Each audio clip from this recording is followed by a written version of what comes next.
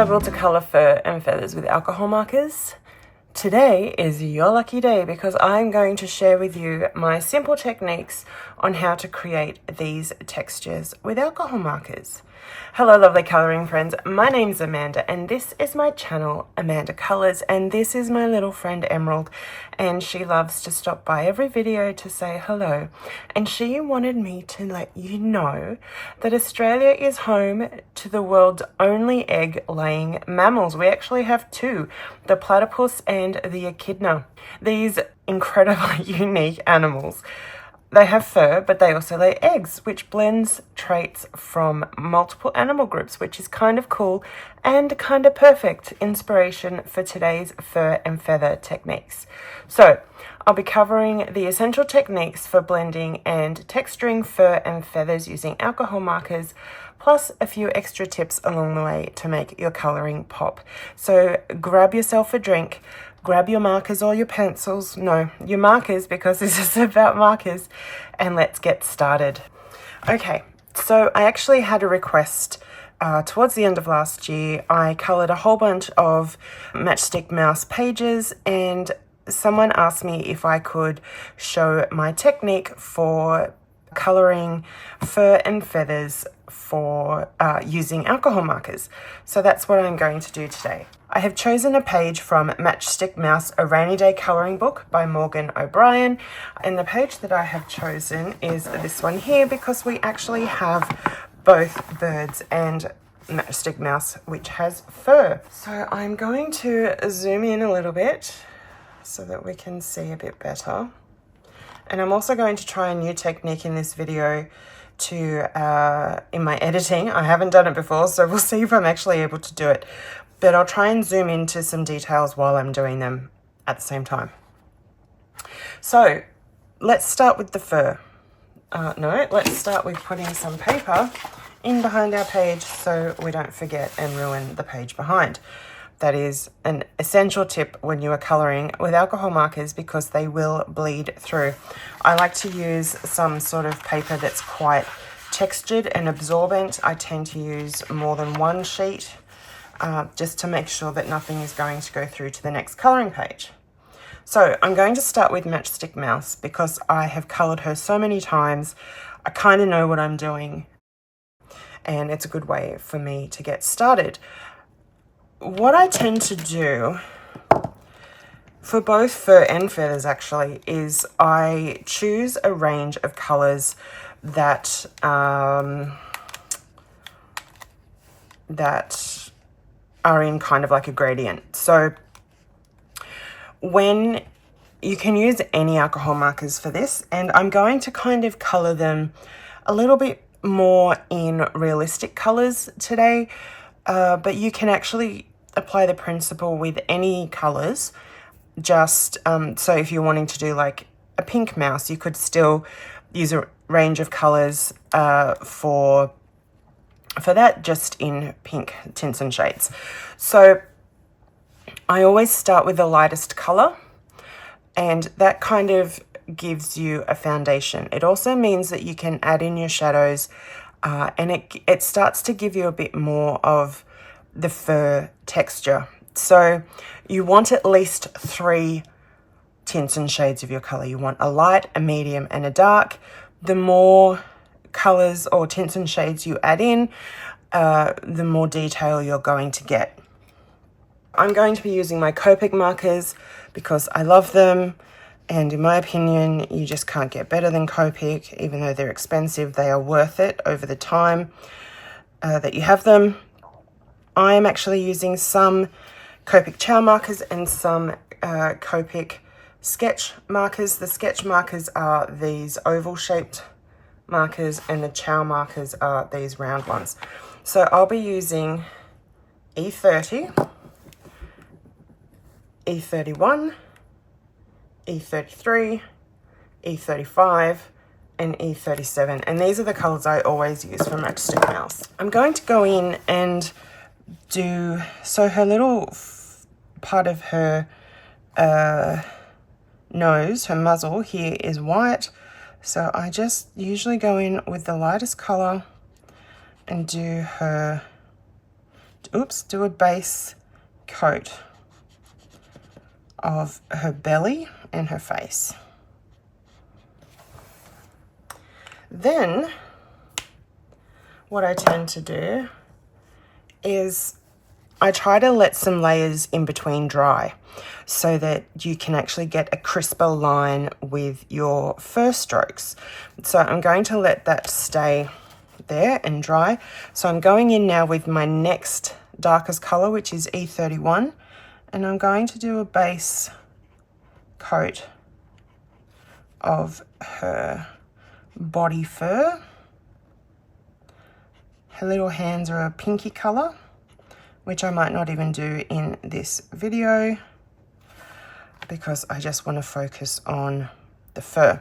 And then her ears are also the same color, like that. And so I like to let it dry a bit.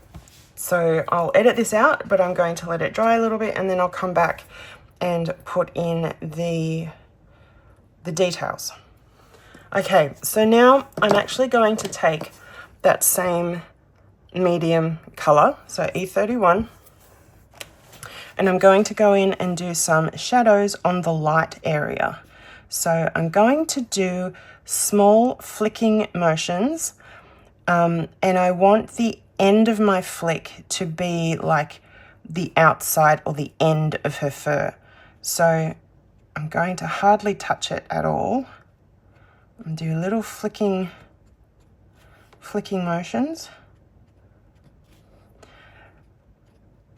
This does work better when the image is larger, if Matchstick Mouse was larger, but I really wanted to do a page where both fur and feathers were present.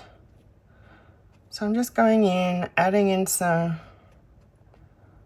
texture and some shadows, and that's probably all I need in that area. So I'm going to go in with my next darkest color, which is E33 Sand, and I'm going to do the same for her body fur. So I'm going to start at her ears and just do some, her ears are a much smoother fur, so I'm not going to worry too much about the texture there. And what I like to do is do a solid line where I want the heaviest part of the shadow to be. And then I kind of start to flick out.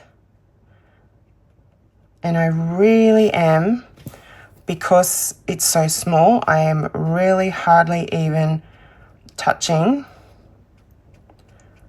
the marker to the paper, because I want the texture without over flooding the page.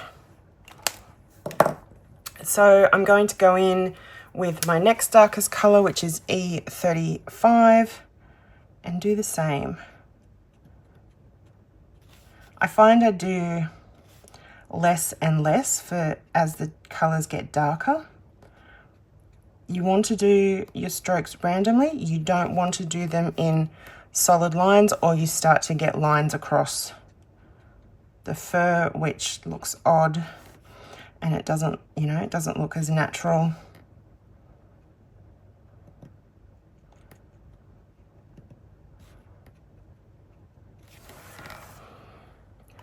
So I could leave it there that I've used 4 colors. However, I am going to put in a darker color as well.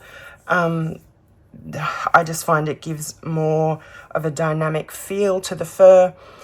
And so the more colors you use, the kind of more depth you get. So I'm going in with E37 and just going to focus on the areas that would be mostly in shadow.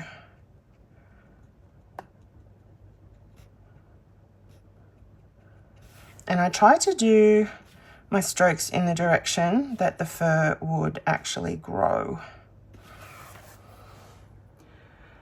So that's it. It's actually quite simple. Hopefully you think so too. Yeah, so that is the fur. Very, very light strokes in the direction of the natural fur growth is going to give you the best result. So we're going to move on to our feathers now. And I'm actually going to do the bird's blue to show you how you can use other colors other than more natural tones. So I, again, am using my Copic markers. I have Chow and a sketch. So we have B21 Baby Blue, B23 Faleo Blue, B24 Sky, and B28 Royal Blue. And the idea is very similar with feathers as it is fur, but I wanted to show you some beautiful feathers that I have actually been collecting from the birds that live around where we live. So it's going to help give us a little bit of an understanding on the anatomy of feathers. So as you can see, they have the central spine, and then we have the fluff or whatever it is of the feather growing out at angles from away from that central spine.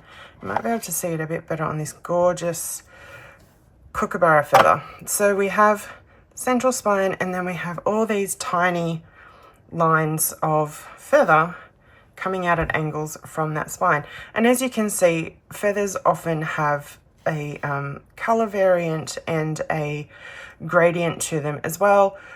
You can do that, absolutely. For this technique, I'm just going to keep it really simple to get you started. You can also add, if the picture allows, you can add the extra fuzziness that is often at the base of feathers as well.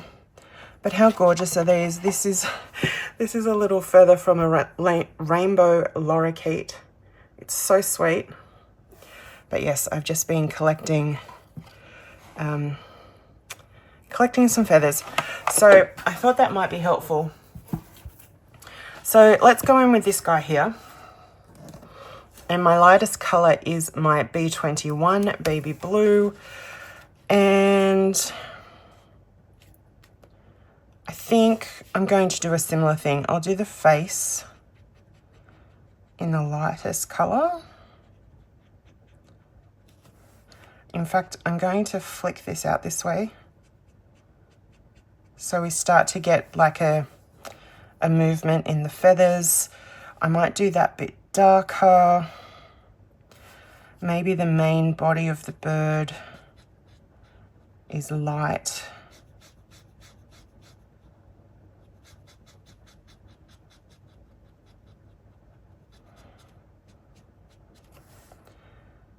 And I might even do this part of the tail light.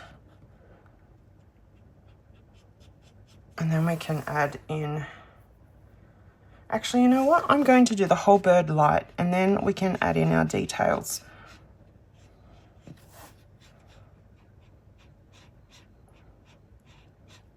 I know I want the end of the tail to stay dark, so I will just keep that blank for now. And for your base layer, you don't actually have to be too precious about streaks or things like that, because you're going to be covering it up. However, areas, I've probably done that. I might just go over the whole thing.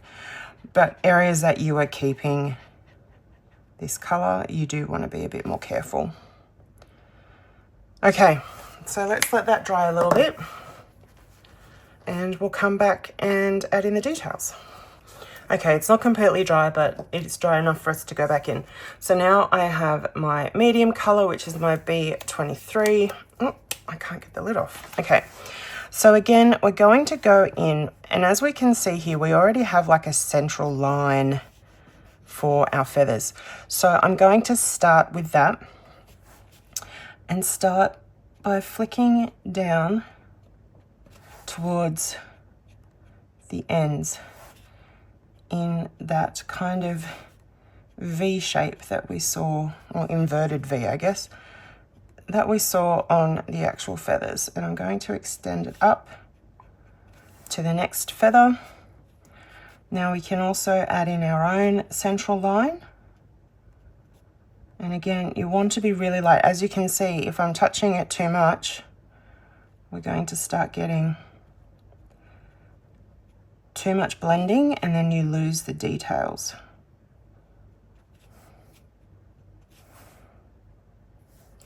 So we can add in a line in the direction of the feather there. And we add in that detail. Same again here. You could also do this with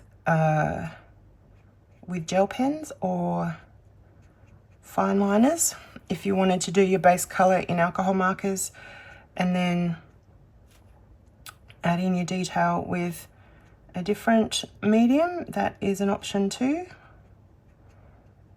Here I'm just kind of trying to give the illusion of some feathers. This bit I want solid and darker, so I'm going to do that. Just kind of feather it out a little bit at the ends there. And then this would keep going up this way for the wings. And then we do the same on the other side.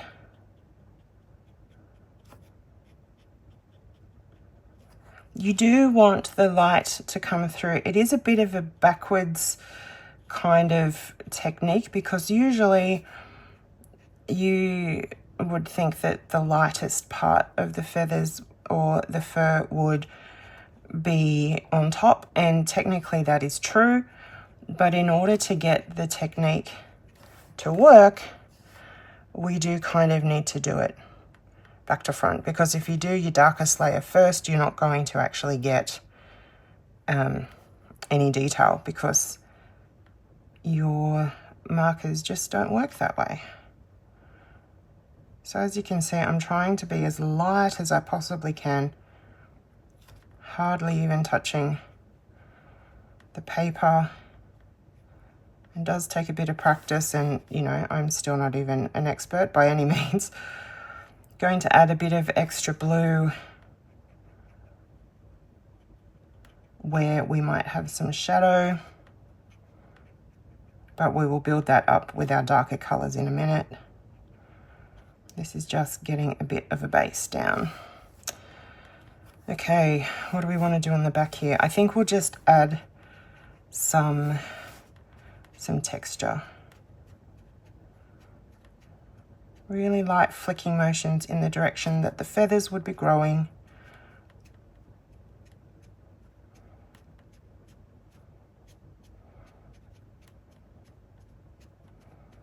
To give the illusion of texture and feathers. Let's add a little tiny bit to the face. Like that. Okay, so now I'm going to go in with my next darkest color, which is B24 Sky. I'm going to do a base of the tail here.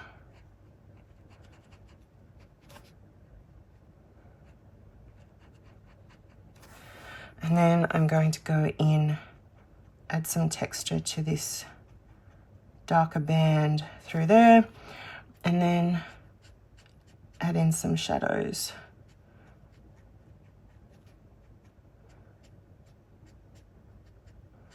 Kind of define between where some feathers might be. Down along that spine of the feathers.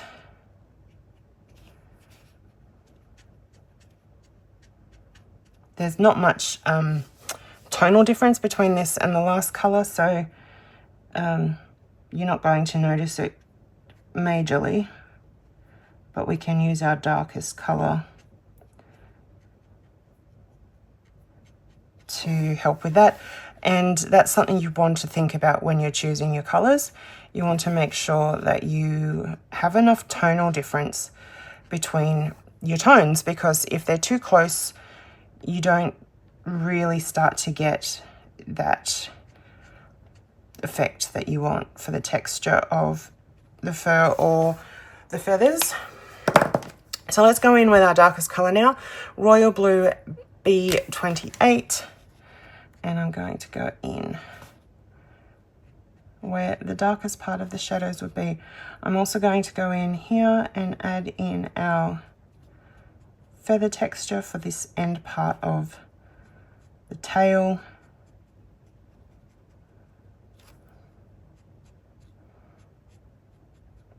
Now this by no means gives you a super realistic feather effect or fur effect.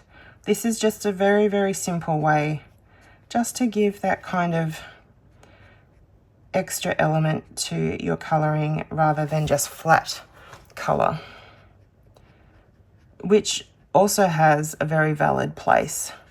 I do a lot of flat coloring or basic, basic shading. But sometimes you just want to do things a bit differently and add a little bit more. So I'm just going through adding some extra detail really wherever I feel it kind of works.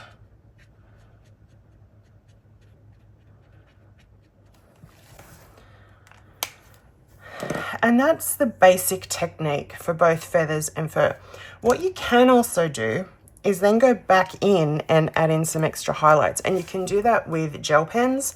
So either the color, a lighter color, like I could try and find a really light blue, or use white. So I've also had people ask me the difference between these pens. I really love the Uniball Sino gel pens. Now there are two different types. There is the angelic color and there's just the plain white. The angelic color has a finer point, but it is, I think it's so that the ink will flow through the finer point. It is much more translucent, so you can see the color underneath more, whereas the Sino itself has a thicker nib and it is more opaque, so it's more white. There are uses for both. I'm actually going to try it with the more transparent one because I want a finer detail. And I don't think it really matters if it's not super opaque. So I'm just going to make sure it's actually coming out, which it is. And so I'm going to go in basically with the same technique, just little flicky strokes. And as you can see, that's absorbing right into the paper and you basically can't see it. So I'm going to go to my other one, which is a lot thicker, so I'm going to have to be more careful with it to get the bits of white that I want. Again, I'm really, I am hardly touching the paper. And again, just going in the same direction that I have already established with the alcohol markers beneath.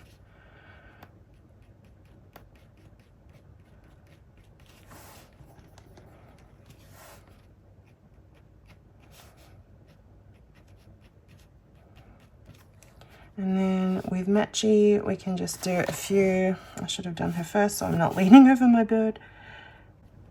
Come on.